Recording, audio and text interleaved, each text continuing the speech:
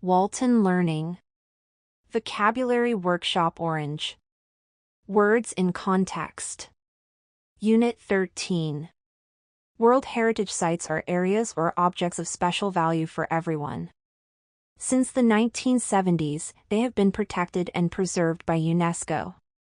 UNESCO stands for United Nations Educational, Scientific, and Cultural Organization. UNESCO is a firm ally of all who believe in the preservation of beauty and culture. As of early 2019, there were nearly 1,100 sites appointed by UNESCO to World Heritage status. In the United States, there are 23 such sites. World Heritage sites may be classified as cultural or natural.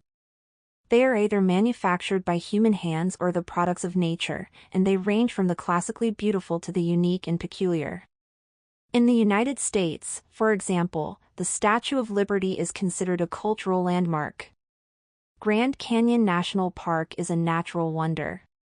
Both are World Heritage sites. UNESCO depends on the courtesy of all nations in a cooperative effort to save special sites. It asks nations to reject and overthrow any mistrust among themselves to save our priceless world heritage.